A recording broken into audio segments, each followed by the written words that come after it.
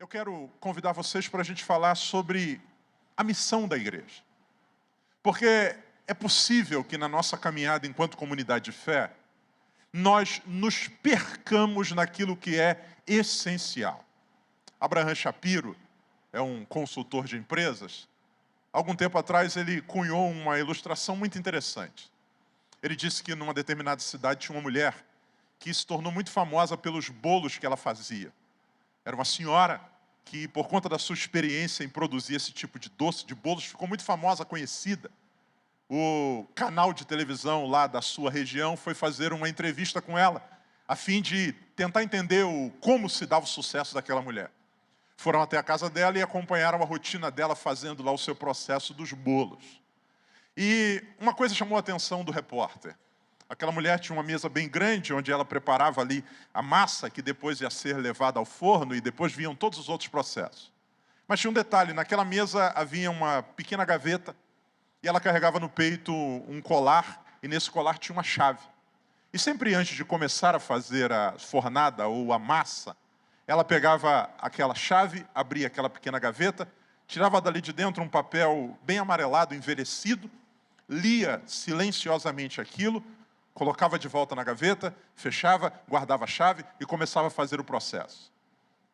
Aquilo ia para o forno, próximo conjunto, próxima massa que ia ser feita, ela repetia o mesmo processo. Tirava a chave, abria a gaveta, tirava dali de dentro, pegava o papel, lia silenciosamente, colocava na gaveta, fechava, guardava a chave e fazia mais uma quantidade de bolos. O repórter, obviamente, intrigado com aquilo, perguntou para ela: o que a senhora silenciosamente lê antes de fazer os bolos? Ela disse: é o segredo do meu sucesso. A senhora poderia compartilhar? Ela disse: não, é segredo. Perguntou para os filhos: vocês sabem o que é? Ele disse: não, minha mãe guarda aquela chave como ninguém.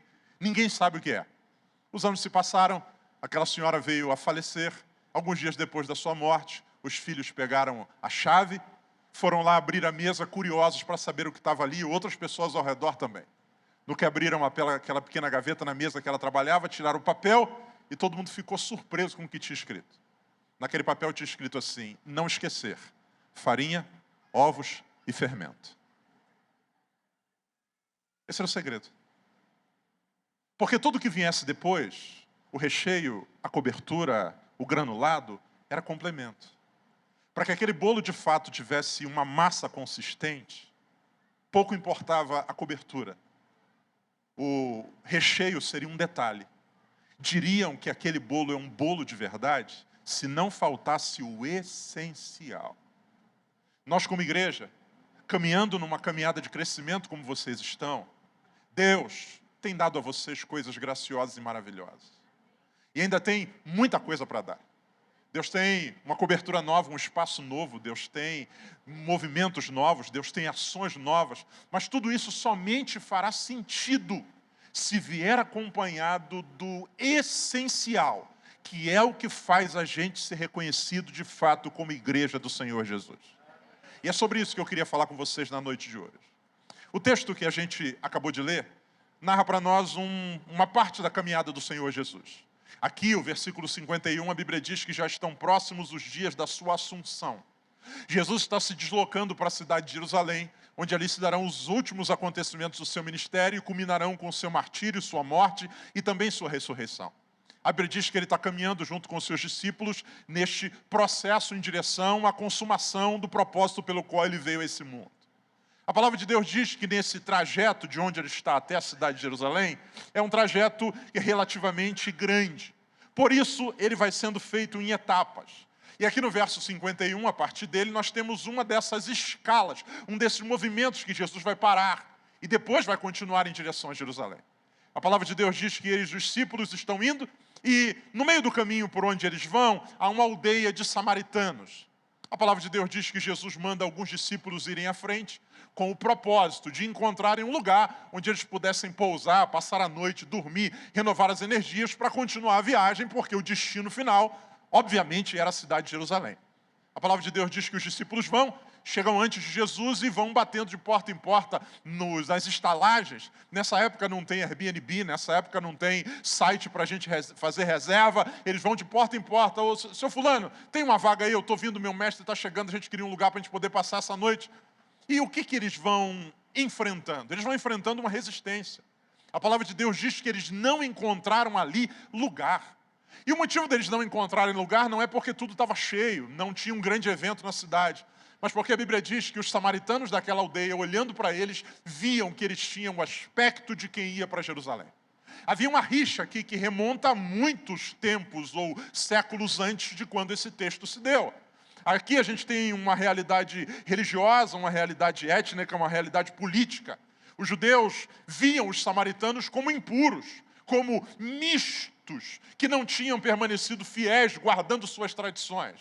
A gente vai ver isso claramente quando a gente lê no Evangelho de João, capítulo 4, o encontro de Jesus com a mulher samaritana.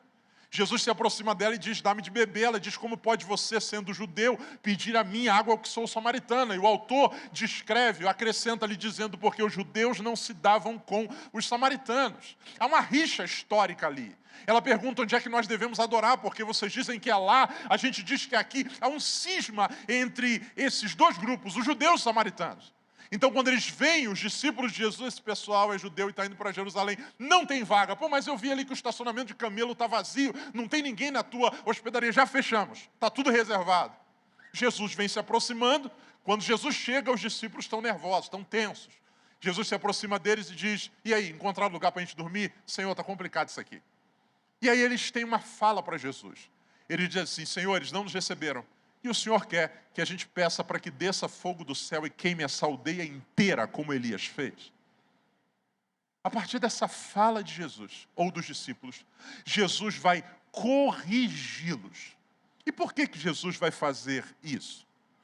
Porque embora esses discípulos estivessem caminhando com Jesus já há algum tempo, eles não estão no início do ministério.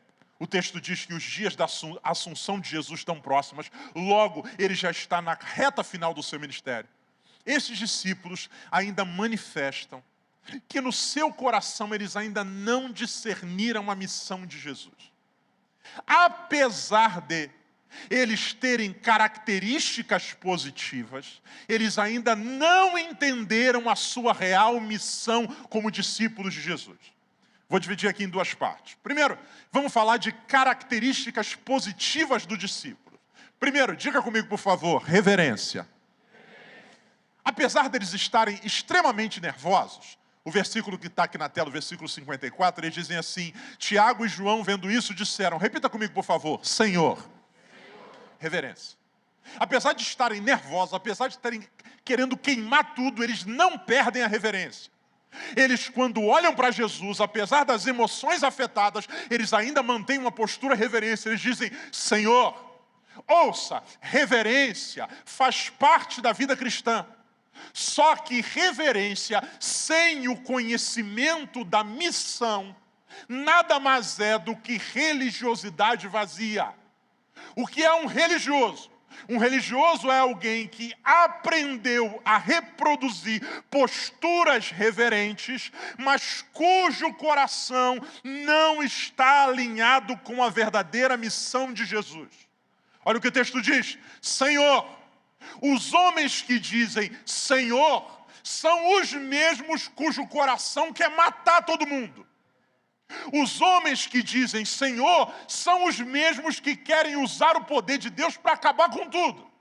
Reverência, se não vier acompanhada da essência do conhecimento do que é a missão de Jesus, nos torna religiosos. O que é o religioso? O religioso é aquele que aprendeu a falar as palavras certas, fazer os gestos certos, estar nos lugares certos, mas cujo coração ainda não foi tomado pela realidade certa, que é a missão do Senhor Jesus. Nós podemos nos tornar religiosos vazios.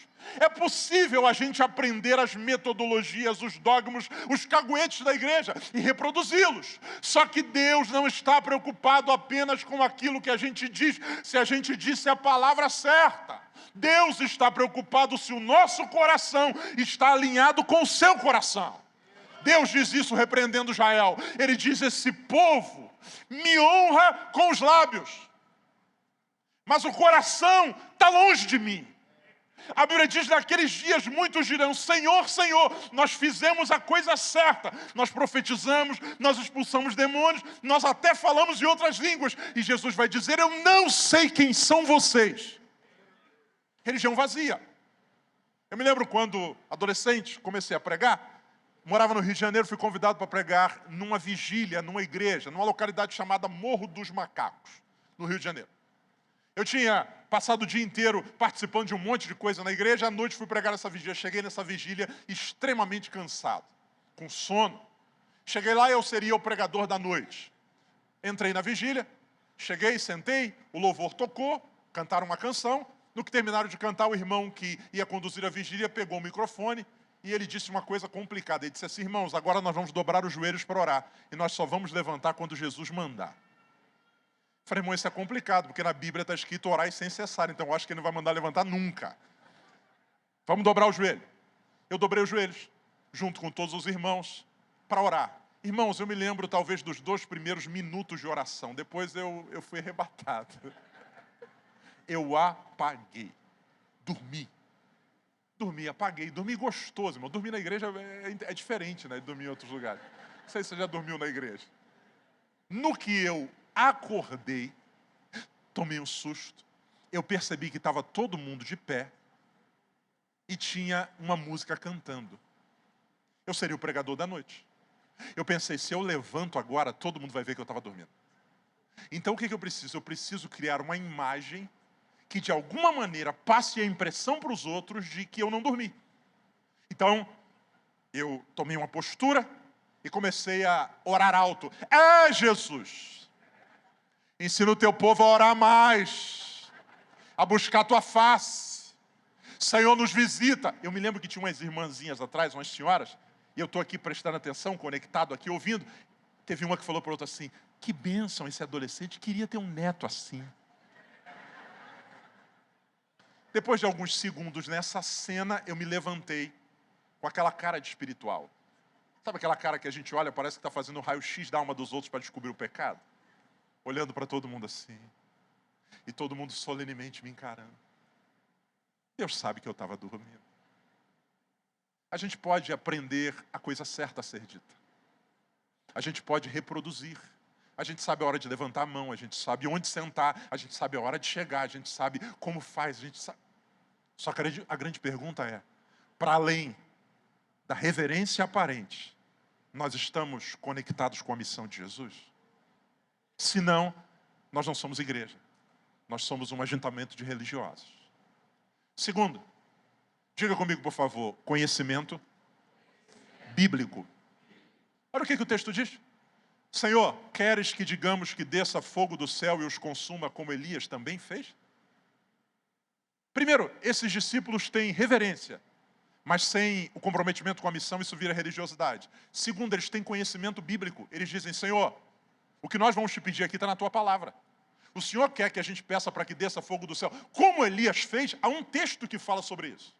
Conhecimento bíblico é extremamente importante, mas o conhecimento bíblico sem o compromisso, sem o coração voltado para a missão de Deus, nos torna legalistas. E o que é o legalismo, senão aquele que se utiliza da palavra viva de Deus para produzir morte? Aquele que utiliza a palavra de Deus como um bel prazer ou como base para satisfazer as vontades do seu próprio coração. Nós sabemos que na Bíblia está escrito que Elias mandou descer fogo do céu. Então nós vamos pelo que está escrito. Jesus diz, não é assim. Não se esqueça que o diabo tentou Jesus com a palavra. Não se esqueça que aquilo que a Bíblia diz, que a letra mata, mas o Espírito vivifica. Conhecer a palavra de Deus é fundamental, mas a palavra de Deus não deve ser um instrumento que eu utilizo para produzir nos outros o impacto que eu desejo. A palavra de Deus é o instrumento que Deus usa para produzir em mim a imagem que Ele quer. É diferente. Senão nós nos tornamos como os discípulos. Conhecemos a palavra, mas não nos rendemos à missão de Jesus. Terceiro, por causa do tempo. Primeiro, eles têm reverência. Segundo, eles têm conhecimento bíblico. Terceiro, diga comigo, por favor, crença no sobrenatural. Eles dizem para Jesus, o Senhor quer que a gente peça para que desça fogo do céu? Nós cremos no sobrenatural. Eles não dizem, o Senhor quer que a gente compre gasolina para meter fogo nessas casas? O Senhor quer que a gente arrume um lança-chama para queimar esses samaritanos? Eles dizem assim: nós cremos que se nós pedirmos e o Senhor clamar ao Pai, desce fogo do céu. Crença no sobrenatural. Irmãos, é fundamental como igreja nós crermos no sobrenatural. Nós cremos no poder de Deus. Nós cremos que a vida não se explica apenas daquilo que os nossos olhos podem enxergar ou tocar enquanto matéria. Só que ouça, a crença no sobrenatural, sem o compromisso com a missão de Jesus, se transforma em misticismo. E nós podemos nos tornar uma igreja mística. E o que vem a ser isso? Nós cremos no poder de Deus, mas enxergamos o poder de Deus como um meio que Ele utiliza para satisfazer a nossa própria vontade. Eu quero matar todo mundo, só que se eu pegar uma arma e matar todo mundo, eu vou preso. Mas se Deus matar por mim, está tudo certo. Eu quero o sobrenatural, mas o sobrenatural como um meio de satisfazer a minha vontade. Aqui não acontece isso, mas na igreja onde eu congrego, há uns anos atrás, terminando um culto, terminei de pregar, tinha uma irmã me esperando no pé do púlpito. Pastor, tudo bem? Tudo bem. Ah, que legal. Pastor, o senhor pode orar por mim? Eu falei, posso. Eu estou fazendo uma campanha de oração, um propósito, uma questão bem difícil, mas eu creio que Deus pode me ajudar porque eu tenho muita fé. Eu disse, pois não, minha irmã, pelo que a irmã quer que eu ore? Eu falei, pastor, é o seguinte, é que eu gosto de uma pessoa. Só que assim, a gente tem muita dificuldade de ficar junto. Eu falei, por quê? Pastor, porque ele é casado. Mas eu creio que Deus pode me dar essa vitória. O que é isso? Misticismo. Crer no sobrenatural como um meio de fazer aquilo que eu quero. Então eu não venho buscar a Deus, eu não quero conhecer a Deus para saber o que Ele quer.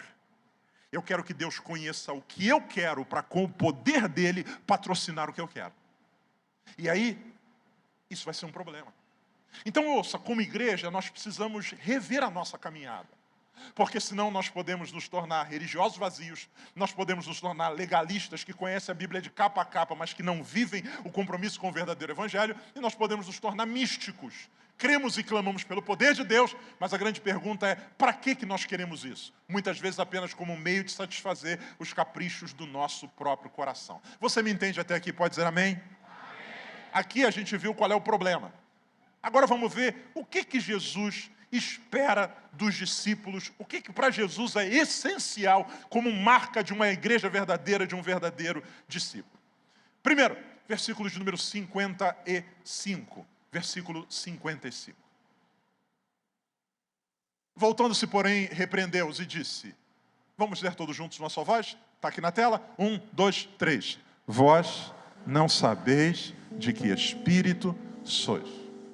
Primeira marca essencial na vida de um verdadeiro discípulo de uma igreja verdadeira. Diga comigo, por favor. Saber a quem pertence.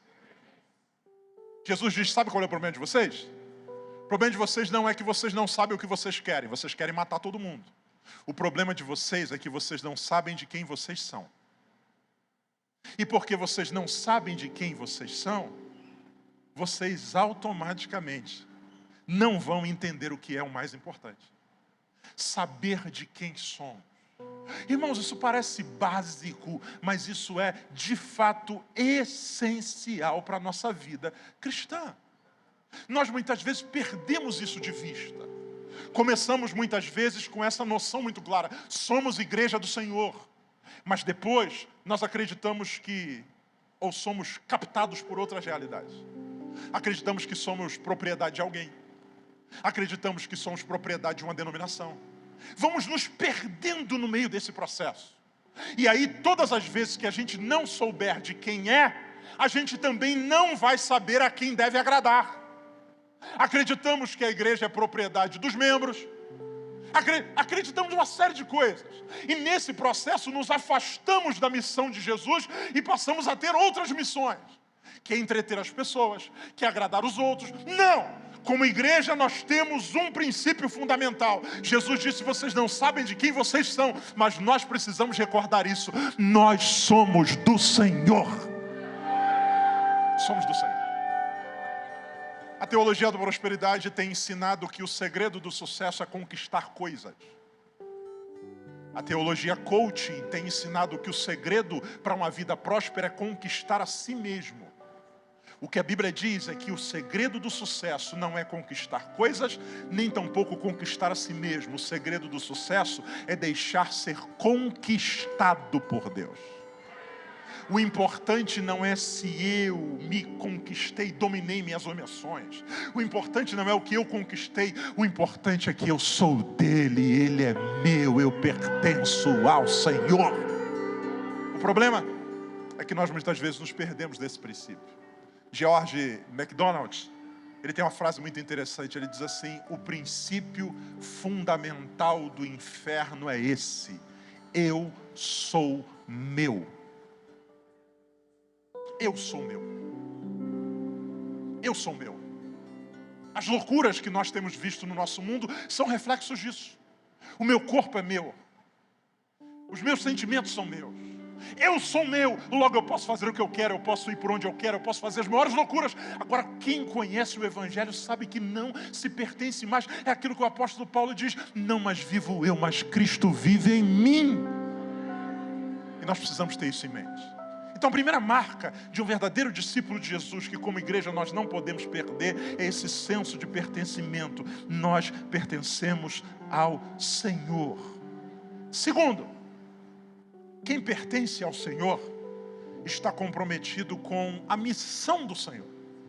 E qual é a missão do Senhor? Jesus diz, versículo de número 56. Porque o Filho do Homem não veio para destruir as almas dos homens, mas para o quê, irmãos? Salvar. Jesus, antes de ir para o céu, ele deixou a agenda da igreja pronta. E a agenda da igreja, ela é tridimensional, ela tem 3 dimensões. Para cima, adoração. Para dentro, edificação e comunhão. E para fora, evangelização. Essa é a agenda da igreja. O que nós fomos chamados para fazer é adorá-lo como único Deus. Em comunhão, edificarmos uns aos outros e proclamarmos sua verdade ao mundo inteiro. Jesus diz, sabe qual é a minha missão? Salvar os homens. Entender isso é fundamental. E aí, por favor, preste atenção. Se você perguntasse para os 2 discípulos de Jesus, qual é a missão que Jesus deu para vocês? Sabe qual seria provavelmente a resposta deles? A resposta deles provavelmente seria: o Senhor nos mandou procurar um lugar confortável para que nós e eles pudéssemos passar essa noite. Ele mandou a gente vir encontrar um lugar confortável para a gente poder passar a noite. Para muitos de nós, essa é a missão que Jesus nos deu. Jesus nos mandou encontrar na cidade de Campo Grande um lugar confortável para a gente passar as noites com Jesus. Essa é a visão que muita gente tem de igreja. Então, nós gastamos nossa energia em busca disso. Queremos um lugar mais confortável para passar a noite. Queremos um lugar para a gente se encontrar com Jesus à noite, dormir, no dia seguinte a gente segue a vida. Só que o que Jesus está dizendo para os discípulos é: vocês acham que eu mandei vocês para a aldeia dos samaritanos só para encontrar um lugar confortável para a gente passar a noite? Não. Eu quero salvar essa aldeia. Eu quero mudar esse lugar. Eu tenho um projeto para esse lugar. Onde eu passo, o Filho do Homem não tem onde nem reclinar a cabeça, mas o Filho do Homem anuncia que é chegado o reino de Deus. Sabe qual é o objetivo da Assembleia de Deus Família em Campo Grande? Não é encontrar um lugar confortável para passar as noites com Jesus. Nós fomos chamados para proclamar salvação do Senhor nessa cidade para a glória de Deus. E se nós não nos perdemos nesse sentido, nós estaremos complicados. Por quê? Porque, ouça, irmãos, Jesus nos chama para proclamar salvação, inclusive para aqueles que são antagônicos ou opostos a nós. Senhor, esse povo não merece tua presença. Senhor, esse povo não te merece. Não quiseram abrir as portas para nós. A resposta de Jesus é: sim, mas eu quero salvar até quem não quis abrir a porta. Eu quero salvar. Vivemos um tempo no nosso país onde, se nós não vigiarmos o nosso coração como igreja, nós seguimos por esse mesmo caminho. Um tempo de polarização política, um tempo de polarização ideológica, onde nós, se nós não vigiarmos, nós acreditamos que nós estamos numa luta contra carne e sangue. Então quem acolhe o que é precioso para nós, nós chamamos de maravilhosos. Quem não acolhe o que é precioso para nós, nós estamos dizendo: Senhor, manda fogo do céu. Não é esse o Espírito do Senhor. Jesus quer salvar. Do homem mais perverso dessa cidade, a autoridade mais corrompida desse país, as pessoas mais antagônicas à igreja, o Senhor quer salvar. E nós precisamos nos mover não a partir das notícias da terra. Nós precisamos, como igreja, estar atualizado com relação às notícias do céu. Em Atos dos Apóstolos, Jesus aparece para um discípulo cheio do Espírito Santo, chamado Ananias. O Espírito do Senhor o visita e diz assim: Ananias, eu quero que você vá orar por uma pessoa, porque eu operei um milagre. Sim, Senhor. Pois não. Anota aí o endereço, Ananias. Na rua chamada direita. Maravilha. Ele anotou. Senhor, o que eu vou procurar lá? Aí Jesus diz para ele assim: eu quero que você vá lá e procure um cara chamado Saulo. E aí tem uma cena curiosa, porque Ananias vai discutir de Jesus com Jesus sobre informações. Em outras palavras, ele diz assim: Senhor, eu acho que o Senhor se enganou. O Senhor não sabe quem é Saulo. Saulo é um homem que veio para matar a gente. Saulo persegue a igreja, ele entra nas ruas, arrasta as pessoas nas casas. Esse homem é um problema. A resposta de Jesus para Saulo ou para Ananias é: você está desatualizado das notícias do céu. Saulo, ou melhor, Ananias, eu fiz uma obra, Ananias. Ananias, aquele que antes era contra nós, vai lá e diz para ele que ele é um vaso escolhido para padecer por causa do meu nome. A nossa missão não é encontrar um lugar confortável para passar as noites com Jesus. Igreja não é ponto de chegada, igreja é ponto de partida. A cada reunião que nós nos encontramos, nós nos alinhamos para, saindo daqui, cumprir a missão de Jesus nessa cidade onde o Senhor nos levar. Sem isso, nós viramos um clube. E o que é um clube? Um lugar de entretenimento, onde os sócios se reúnem, pagam uma anuidade para desfrutar do que lá tem. Nós não somos um clube, nós somos a igreja do Senhor Jesus, proclamando salvação a todos os homens. Em terceiro e último lugar, primeiro, uma igreja verdadeira é aquela que sabe a quem pertence. Segundo, porque sabe a quem pertence, está comprometido com a missão do Senhor. E a missão do Senhor é salvar os homens. Terceiro, porque está comprometido com o Senhor, tem ciência da urgência da sua missão. Jesus termina esse papo com os discípulos e a Bíblia diz que eles foram para outra aldeia. E nessa caminhada, a palavra de Deus diz que 3 pessoas vão se encontrar com Jesus. A primeira delas é um homem que vem ao seu encontro e diz para Jesus assim: Senhor, eu te seguirei para onde quer que fores. O segundo é um homem que diz para Jesus: deixa primeiro eu enterrar o meu pai. E o terceiro é um homem que diz para Jesus: deixa eu me despedir dos que estão na minha casa. 3 pessoas se encontram com Jesus.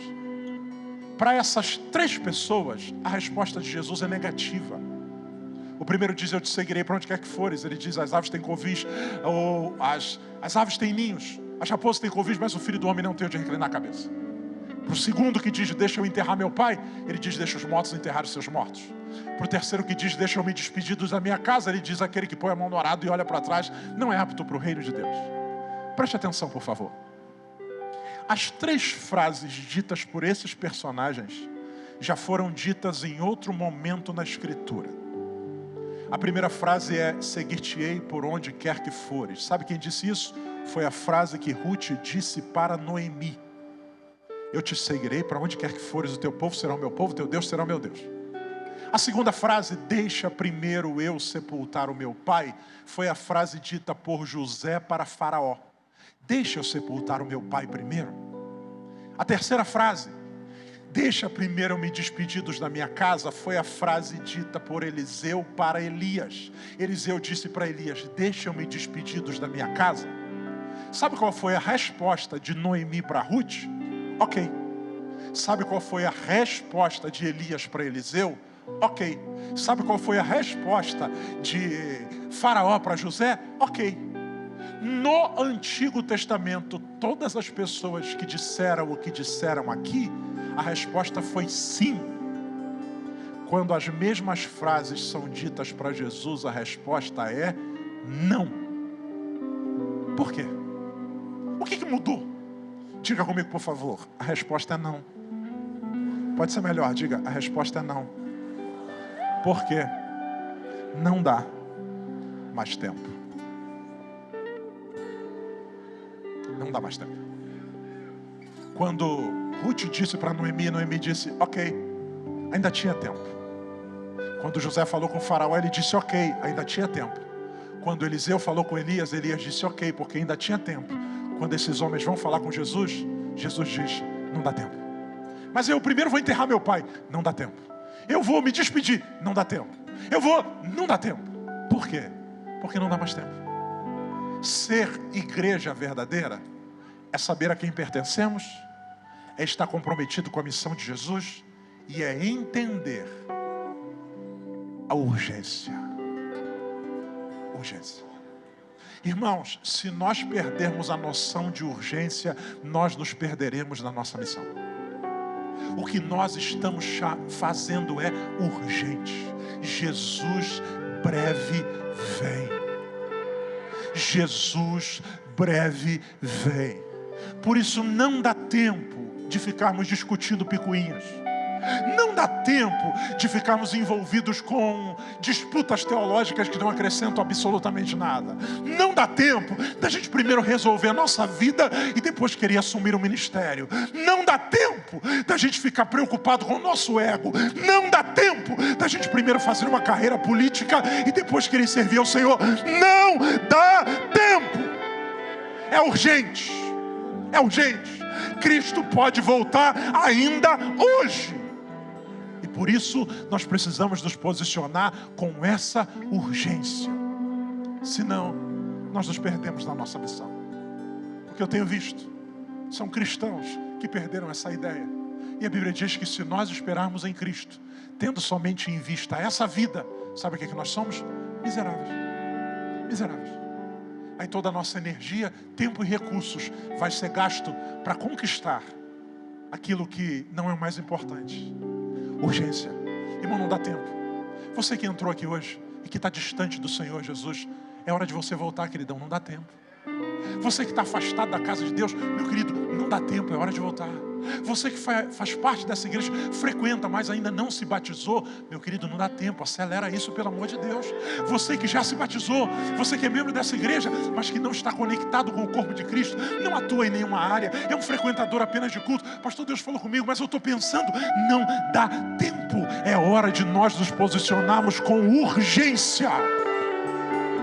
Porque naqueles dias, Jesus estava perto de subir para o Pai. E nos nossos dias, Ele está muito perto de voltar para nos buscar. Urgência. Vamos ficar de pé para a gente orar?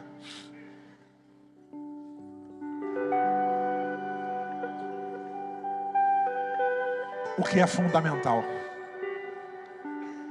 Reverência é importante. Mas sem o coração certo, vira religião vazia. Conhecimento bíblico é importante. Mas sem um coração curvado nos torna legalistas. Crer no sobrenatural, aleluia, é importante. Mas nós não podemos nos tornar místicos. A oração não é a chave que abre a porta que eu quero. A oração é o meio pelo qual Deus abre o céu para que eu conheça o que Ele quer. Que Deus nos guarde como igreja. Você pode fechar seus olhos. Eu quero fazer uma oração. E nessa oração eu quero orar por nós como família, como igreja. E pedir a Deus que realinhe o nosso coração. Pedir a Deus que corrija a nossa rota. Pedir a Deus que não nos permita esquecer do que é essencial.